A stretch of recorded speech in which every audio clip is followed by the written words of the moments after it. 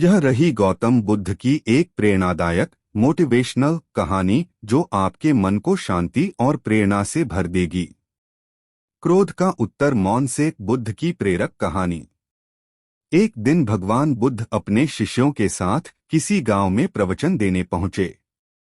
वहां एक व्यक्ति बहुत क्रोधित स्वभाव का था। उसने सुना कि बुद्ध गांव में आए हैं तो वह उनसे मिलने चला गया।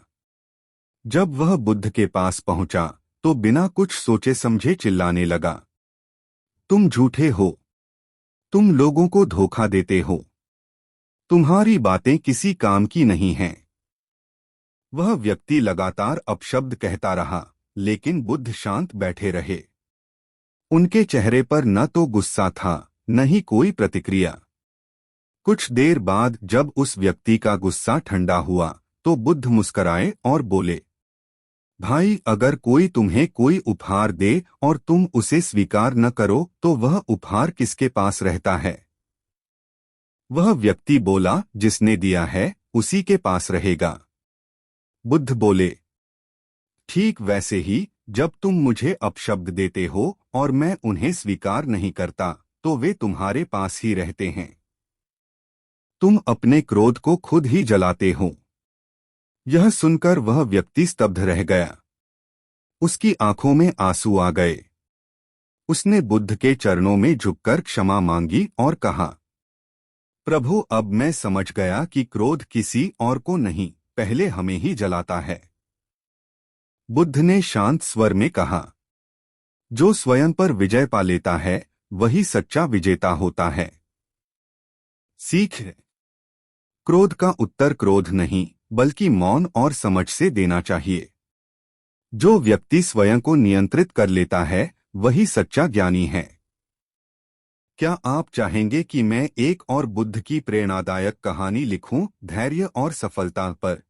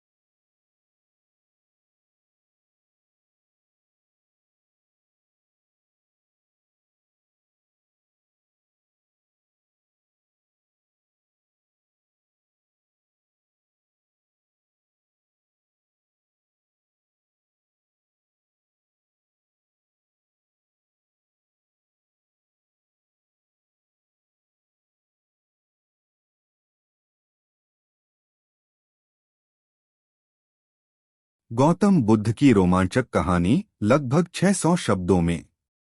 बहुत समय पहले कपिलवस्तु नामक नगर में शुद्धोधन नाम के राजा का राज था। उनकी रानी माया देवी थीं। एक दिन रानी ने स्वप्न देखा कि एक सफेद हाथी उनके गर्भ में प्रवेश कर गया है। कुछ महीनों बाद उन्होंने एक सुंदर बालक को जन्म दिया, जिसका नाम सिद्धार्थ रखा गया। जन्म के समय ही एक ज्योतिषी ने भविष्यवाणी की थी कि यह बालक या तो महान सम्राट बनेगा या फिर महान संत। सिद्धार्थ बचपन से ही दयालु और विचारशील थे। वे किसी जीव को कष्ट में नहीं देख सकते थे। एक दिन बगीचे में घूमते हुए उन्होंने एक घायल हंस देखा। उनके चचेरे भाई देवदत्त ने उसे तीर से मारा था, पर सिद्धार्थ ने उसकी जान बचाई। जब दोनों में विवाद हुआ कि हंस किसका है, तो विद्वानों ने कहा जिसने जीवन बचाया वही उसका मालिक है। इस घटना ने सिद्धार्थ के मन में करुणा और न्याय के बीज बो दिए।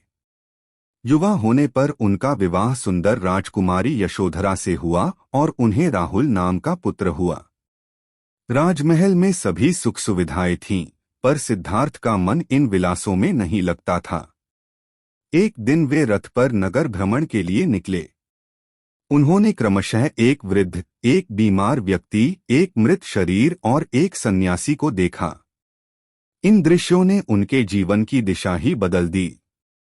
उन्होंने सोचा, यह संसार तो नश्वर है, जहां जन्म है वहां दुख और मृत्यु भी निश्चित हैं। क्या कोई ऐसा मार्ग नहीं जिससे दुख का अंत हो सके? रात के समय जब सब सो रहे थे, सिद्धार्थ ने अपने बालक राहुल और पत्नी यशोधरा को अंतिम बार देखा और चुपचाप राजमहल छोड़ दिया। यह घटना महाभिनिष्क्रमण कहलाती है। उन्होंने अपने रत्नष्टित वस्त्र उतार दिए और सन्यासी का रूप धारण कर लिया। सिद्धार्थ ने कई वर्षों तक अनेक गुरुओं से शिक्षा ली, पर उन्हें सत्य की पूर्ण प्राप्ति न हो सकी।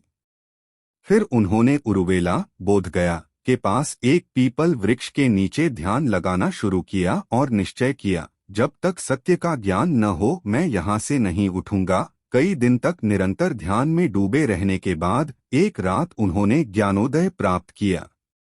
वे अब गौतम बुद्ध बन चुके थे, अर्थात जागृत पुरुष। ज्ञान प्राप्ति के बाद बुद्ध सारनाथ गए, जहां उन्होंने अपने 5 पूर्व साथियों को धर्म का उपदेश दिया। यही धर्मचक्र प्रवर्तन कहलाता है। उन्होंने सिखाया कि जीवन का मूल दुख है, दुख का कारण तृष्णा है, दुख से मुक्ति संभव है और अष्टांग मार्ग उसका उपाय है। समयक दृष्टि, समयक संकल्प, समयक वाणी, समयक कर्म, समयक आजीविका, समयक प्रयास, समयक स्मृति और समयक समाधि। बुद्ध के उपदेशों से लोगों के जीवन में परिवर्तन आने लगा। उन्होंने जात-पात, हिंसा और लोभ का विरोध किया और करुणा, सत्य और अहिंसा का संदेश दिया। राजा से लेकर आम जन तक उनके अनुयायी बन गए। उन्होंने अपना शेष जीवन लोक कल्याण में समर्पित कर दिया। कुशीनगर में 80 वर्ष की आयु में बुद्ध ने अंतिम उपदेश दिया, सब वस्तुएं नश्वर हैं, साधना करो और अपने उद्धार के लिए प्रयत्नशील रहो। इसके बाद उन्होंने शांत भाव से महापरिनिर्वाण प्राप्त किया। गौतम बुद्ध का जीवन हमें सिखाता है कि सच्चा सुख बाहरी भोगविलास में नहीं, बल्कि आत्मज्ञान और करुणा में छिपा है। जो मनुष्य अपने भीतर के अंधकार को ज्ञान के प्रकाश से दूर करता है, वही वास्तव में जागृत होता है। क्या आप चाहेंगे कि मैं इसी कहानी को बच्चों के लिए सरल भाषा में या नाट्य रूप में संवादों के साथ लिख दूं?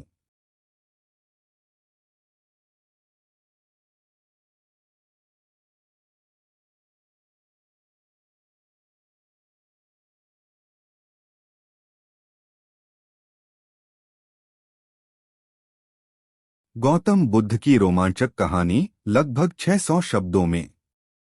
बहुत समय पहले कपिलवस्तु नामक नगर में शुद्धोधन नाम के राजा का राज था। उनकी रानी मायादेवी थीं। एक दिन रानी ने स्वप्न देखा कि एक सफेद हाथी उनके गर्भ में प्रवेश कर गया है। कुछ महीनों बाद उन्होंने एक सुंदर बालक को जन्म दिया, जिसका नाम सिद्धार्थ रखा गया। जन्म के समय ही एक ज्योतिषी ने भविष्यवाणी की थी कि यह बालक या तो महान सम्राट बनेगा या फिर महान संत। सिद्धार्थ बचपन से ही दयालु और विचारशील थे। वे किसी जीव को कष्ट में नहीं देख सकते थे। एक दिन बगीचे में घूमते हुए उन्होंने एक घायल हंस देखा। उनके चचेरे भाई देवदत्त ने उसे तीर से मारा था, पर सिद्धार्थ